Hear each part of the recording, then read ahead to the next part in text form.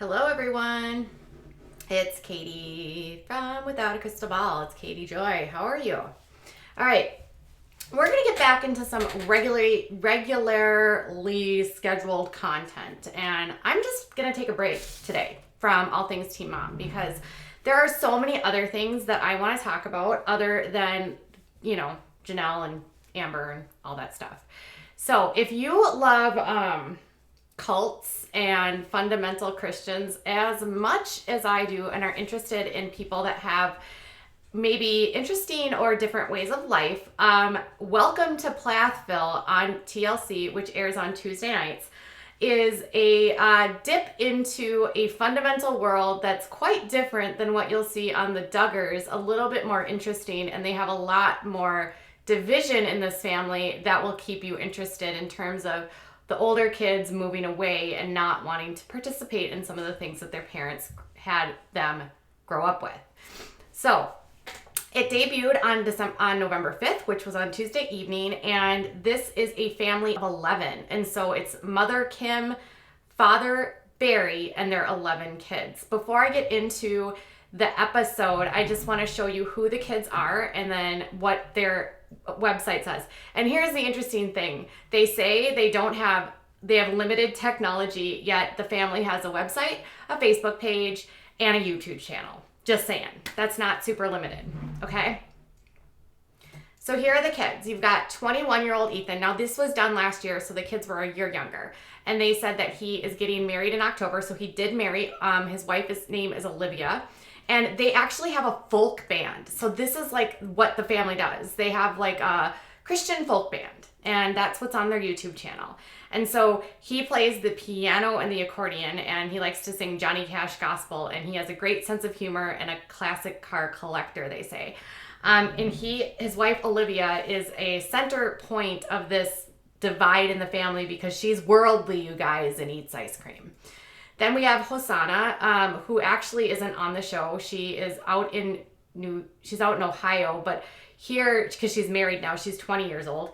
And it says she sings soprano, plays several instruments, her favorite being violin, viola, and piano, and she has made 3 solo albums and does mean rendition of the Orange Blossom Special.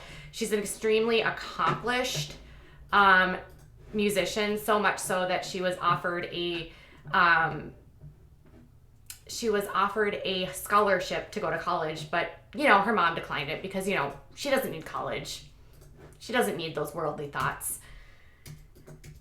Then there's Micah, who is 18, and he plays lead guitar, mandolin. He's currently raising beef cows, and he's the best farmer in the family. They describe Micah as the child that will probably never have a desk job because he loves manual labor. Then there's Mariah. She is my spirit animal. I absolutely love this girl. She is 16 years old, and she has a rebellious heart because she likes to wear jeans. She's interested in makeup and likes music. All the basic normal things that happen in teenage years. But her sisters are incredibly judgmental of her, and her parents call her a strong-willed and difficult child because, God forbid she'd want to fly the cuckoo's nest.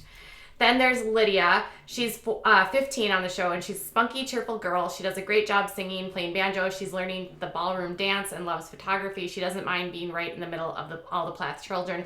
Lydia is this family's version of Jana Duggar. She basically raises all the children, and she actually does all the housekeeping and cooking for the family.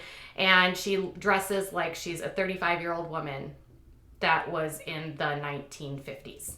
I'm not lying. I feel bad for this little girl. She's got way too much responsibility on her heads. And I can't blame her for any of that. That's her parents' fault. And then we have Isaac, who is learning to... It says when Isaac was just learning to talk, he would say he wanted to be a manny man. Well, he seemed to just be like that at 12. He's singing tenor and playing guitar and catching sharks and large fish, whatever he does. He does a great job. Isaac enjoys soccer, football, and I think he said basketball, but he has no idea who Tom Brady is, and he's never seen a NFL football game. And then there's the 3 little ones, Amber, Cassia, and Mercy, and they say Amber is 9. On the show, they describe Amber as quiet, shy. She also sings with her little sisters. She loves math and is really good at it. Amber helps Hosanna manage the podcast product table where we're on the road, and she has a wonderful helper. So they have merchandise that they sell when they're touring for their band, because they have to have merch. And then Cassie is 7 and she's learning the piano and likes to sing. She loves to read books and do math and color. And Mercy is 5. She's 6 now. So all these girls are like 1 year older. And she loves to sing with her sisters, play with her dollhouse. She loves traveling with the family. She usually brings the house down with a cute solo. So those are the kids in the family. There are 9 of them. And then Hosanna recently got married. This is her with her husband. And then this is Ethan and his stunningly beautiful wife, Olivia. And Olivia is also my spirit animal because she is a rebel in this conservative Christian world. So, on the show, what do we learn? Well, it starts off with the family being introduced, and it's Kim and Barry, who are the parents in this case. And they say they have limited technology. They did not allow their children to have sugar. The kids, they live on a 55-acre farm. The kids and then they have this really weird time where the dad talks about how the kids have never had soda and they've never had a Coke. And the dad is like, the kids know what Coke is, but they don't know what Coke is. Isn't that wild? I mean, they don't even know what a Coke tastes like. It's like he's like so enamored with the fact that his kids are so sheltered that they don't know what Coke is. And he's like, I drank so much Mountain Dew growing up. It's like the pendulum has swung. Ugh. If like drinking a soda is the worst thing in the world, I don't want to know what possibly could be. Like, I don't want to know what happens in this house for discipline. Then both mom and dad, interestingly, like the Duggars, grew up in a secular world. They both attended public high school. They both had like normal families. They both didn't grow up with God. So of course, or they weren't as conservative. So of course, once they found God, they just jumped full on into fundy world and just took it all the way over to the very right conservative and are so far removed from society now that their kids are isolated from everything. I mean, literally everything. Their kids don't have any sort of understanding of the basics in life. They don't know anything about music. They never watch TV. It's weird. But yet, again, the family has a website, a Facebook page, and a YouTube, and now they're on TLC. So this makes me a little bit hypocritical. So do you want the technology or do you not want the technology? Like, you can't have it both ways, mom and dad. And I think a lot of fans are seeing that too. Like, you can't pretend like you don't want this stuff and then use this stuff to further your agenda. And it might be that they want attention for their band. They might want to, there's something underlying here where they wanted to be on this show because they wouldn't have found the show without technology. There's just no possible way. All right. They want the money. Sure. Anyways, then we're introduced to Olivia and Ethan. And so this is them. They were married about 6 months ago, it says, when this was filmed. Both of them come from homeschooled families, but they have starkly different upbringings. Olivia grew up in a home that was still conservative, but not as conservative as Ethan. She had alcohol in her home. She watched TV as a child. She was allowed to eat sugar. She had lived in the real world, and where Ethan didn't have access to any of that. And basically in the 6 months that they have been married, she is basically teaching Ethan how to live in the real world. And this is the sad part of it to me, is that this child he's 21 years old now. And he says the first time that he goes into the workplace as a mechanic at age 18, he had never heard a curse word. Imagine that. Never heard a swear word in his entire life. And he had no idea what it was. And he was scared of curse words. He had never tried ice cream. He had never drank a Coca-Cola. He had never had alcohol. He had never heard music outside of Christian folk music or Johnny Cash, old 50s music. And he had never had alcohol. And so Olivia is sort of introducing him with kid gloves as a tour guide into the real world. And she has now introduced him to watching TV shows. He likes the show Friends and says his favorite character is Chandler. He says that he has tried alcohol. And then it's interesting because Olivia says that ever since when she and Ethan first met, Kim didn't even want them to date because Kim thought that she was too worldly and was going to influence Ethan negatively. And she said that it's been a sticking point because the things that she feels like she's interested in aren't bad things. It's what the rest of the world is doing. And Kim thinks that Olivia is going to poison her son. They ended up getting married anyway. She had a video of the first time he drank a Coca-Cola, and he is like, it's so good. It's so good. I mean, like, that's how naive this child is. He's like 20 years old drinking his first Coca-Cola. I mean, imagine that sort of sheltered. I mean, that's so wild. And what's crazy to me is whether it's honey or sugar, honey and sugar break down the exact same in the body. They're both sugar. They're both unnecessary calories. They're both, I mean, they can both make you fat if you eat too much of it. You know what I mean? Like, why sugar? Because it's from bees? Oh, it's natural. Because mom's a naturopath, obviously. So they also talk about drinking alcohol. He tries alcohol. He says that she's introduced him to margaritas. He's had wine. He loves cocktails now. She has a video of him trying a margarita, and he's like, ooh, it's good. He talks about how he goes to a wedding and they have wine slushies at the wedding, and he says, I had 12 of them, and I think I was still sober because I woke up and I didn't have an overhang. I mean, he doesn't even understand what a hangover is. An overhang. I mean, he is so naive. It's crazy. Every aspect of him, it's like watching a 22-year-old man-child because he's so ill-prepared for the world. And bless Olivia's heart, she seems ready and willing to just take him by the bullhorns and drive him through this like traffic world of being an adult, and is not having any issues going head to head with Kim. She said that Kim wouldn't allow them to have alcohol at the wedding, and if she did, they wouldn't be allowed to have no one would attend from her family, so they weren't allowed to have alcohol. She said they fought about going out for ice cream because Kim still doesn't want Ethan to have sugar. And Olivia's like, we're adults. We can do whatever we want. This is our house. These are our rules. They're going to Paris, and they're going to so Ethan gets wine, and he knows nothing about wine. And so then he's going to put ice in the wine. And she's like, no, you don't put ice in wine. You drink red wine cold, like warm, because he gets a port because they're going to Paris. I'm not sure how that correlates.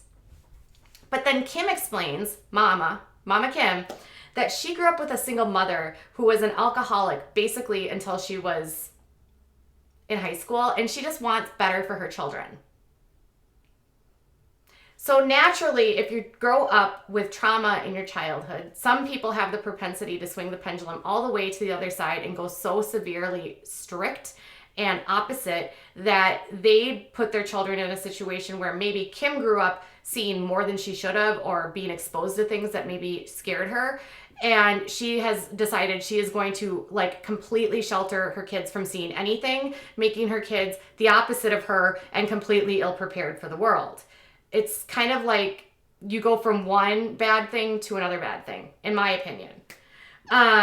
Barry also went to high school, and he said that, he just doesn't want his kids going to high school because they see worldly things. And he did way too much drinking in high school. All of those naughty kids. All right, so my spirit animal, though, is Mariah. She's a 16-year-old, and she is introduced about 3/4 of the way through the first episode, and she talks about how she is interested in makeup, in music, how she actually saved up money and bought a pair of jeans, and her mother freaked out because it was worldly and she couldn't believe her daughter would wear jeans. Mariah wears tank tops and short shorts. She has really cute hair and has pretty good makeup skills for the fact that she doesn't have any idea how to do it. She admits that without having any frame of reference, because she's literally never been around people that have access to any of this stuff because her mother doesn't allow her to learn about the world, and she was homeschooled. She said she's had to learn all of this on her own and by herself. But now that she has Olivia, Ethan's wife, Olivia is almost taking Mariah under her wings and showing her that the real world isn't as scary as her parents say. She's allowing Mariah to work for her as an assistant. Olivia is a traveling wedding photographer, and she'll be working as her assistant. And so they take her dress shopping to a boutique, which again makes Ethan like weird because he's never been in a boutique. He says he only ever shopped at consignment stores. The kids didn't have new clothes growing up. Mariah said she used to hide her clothes so that her mom would have to buy her new clothes.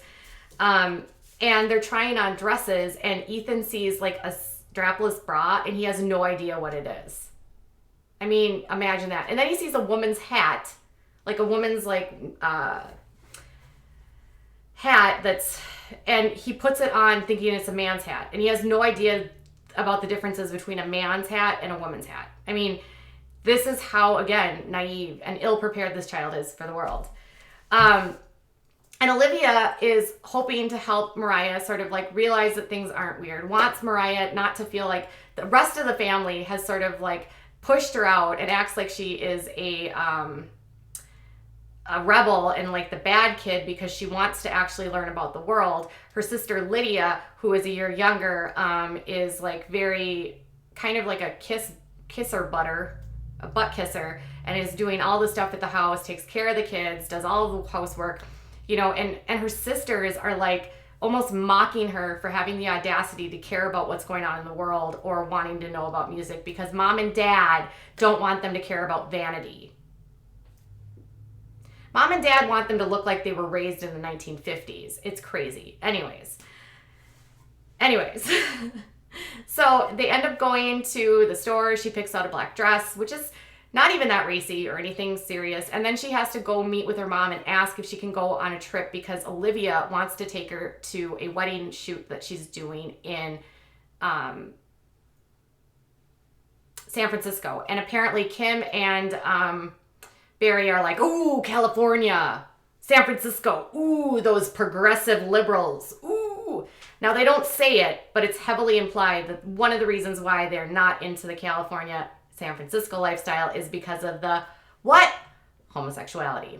They don't say it, but it's heavily implied. So after some back and forth, Kim actually agrees to allow them to go to San Francisco if Mariah gets caught up on school, and Kim makes up this bogus excuse that Mariah is super behind in school, and Mariah's like, I'm not really that behind in school, and it's fine. She always does this to me because she wants to say no to everything. So Kim, I'm learning, is scared of everything, and she's going to make the kids scared of everything, and Mariah's like, screw you, Mom, I'm going to do my own thing. And because of that, and because Ethan now lives in a house with Olivia, like about 15 minutes away, she and her brother, the second kid, I can't remember what his name was. What is his name? The second oldest boy, Micah. Micah and Mariah go and visit and spend a lot of time with Olivia and with Ethan because Olivia and Ethan have Wi-Fi, they have TVs, they have a regular house. Shocking. So that's where we're at. Now, things that were kind of left out, which I think was interesting, is that, bam, there's a kid in this family that's died. You would think that this would want to be, they would want to be transparent that maybe mom ran over her kid and killed him. I'm not even lying. In 2008, she says she was transplanting fruit trees with our Suburban, pregnant with my 8th child. I looked for our 17-month-old Joshua and saw that he was away from the vehicle, then pulled forward to get the next tree in a panic. I realized what had happened. I ran over Joshua and I lived the next hour nonstop in my brain for the next 8 months. My husband, Barry, followed an ambulance home from work that day. Joshua died before he got there. I lived in hell on earth. I woke up every day morning and functioned, but just barely. I wanted to die. I read in the Bible, Abel's blood crieth to me from the ground. And the next day I read hands that shed innocent blood. I stopped reading the Bible. Oh God, help me, was all I could pray, and I prayed it without ceasing. My husband was dealing with losing his son and his wife, and I was gone, checked out, unavailable to the conversations of reality. As someone said Joshua's name, I thought I had to leave the room. She eventually learns that everything's better because God gets inside of her brain and reprograms her brain, and makes her forgive herself and become a mother again. So TLC has hired a family that ran over their child with a car, and yikes. That's kind of a big deal. I mean, even if it's an accident, even if it's a big accident. So this is crazy. And I feel terrible for the family for this happening, but this is a really big thing from their past that they probably should have, told us in the first episode. It feels like it's being hidden from us, like the stuff with the Duggars. And this is going to be interesting. So then other aspects are, so they have a son that they killed she ran him over, which is a tragedy. She wasn't arrested. There was no prosecution, nothing. So, but it's the fact that it isn't addressed that bothers me as a viewer. It's the fact that it's like they're this wholesome family, and suddenly it's like, oh, I go onto their website and I find out she ran over a child. Okay. So now this is the other thing that I found sort of hypocritical, is because on the show they talk about how limited they have for technology, yet let me show you this. They have a Facebook page.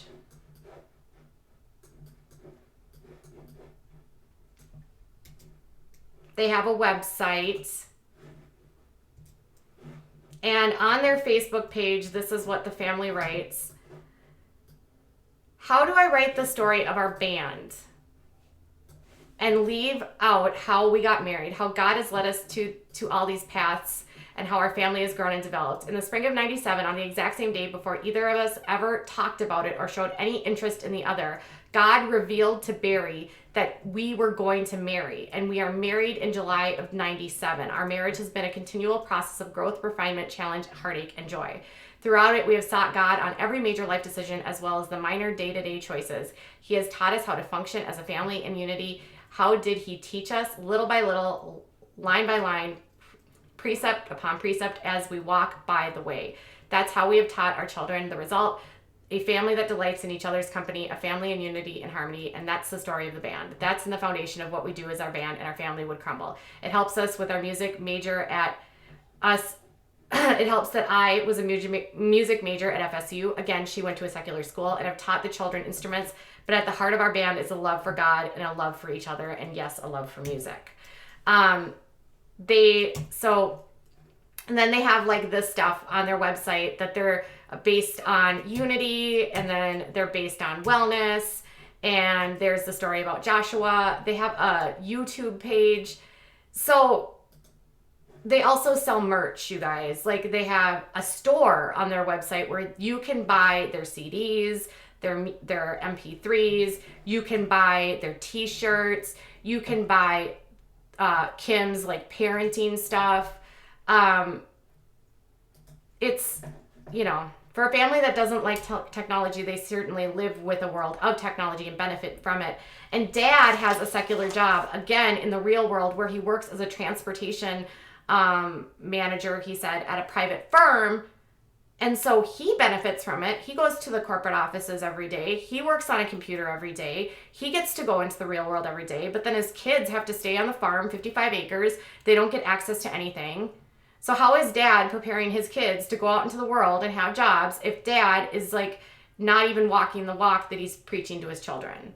This is kind of very similar to how the Duggars grew up, and something that we'll have to keep an eye on. So this was my overall take.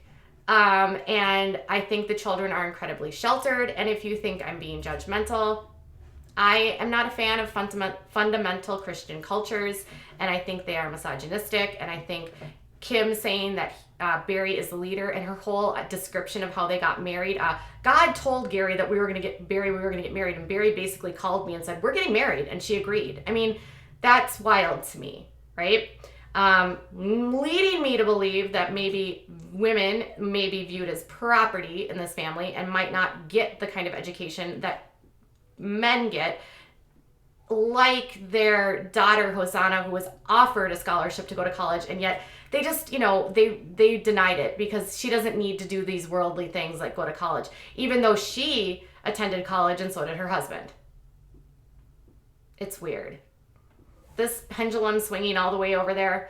This is going to be an interesting show. And I think with Mariah and Olivia and Ethan butting up against the house, it's going to be a lot more diverse than what we see with the Duggars. And I am excited for this, but I'm also going to be excited to point out the hypocrisy as I see it, because these types of shows seem to glorify and glamorize these types of lifestyle, and I want to make sure that when I'm talking about them, we discuss the harmful aspects of these types of communities and how they impact children and women. All right, you guys, check out Welcome to Plathville on Tuesday nights on TLC. And if you watched it, if you feel like I do, let me know in the comments below, and I will be back in a while. There was some really shady stuff going on with Mr. T.I. that we're going to talk about later today. Bye, guys.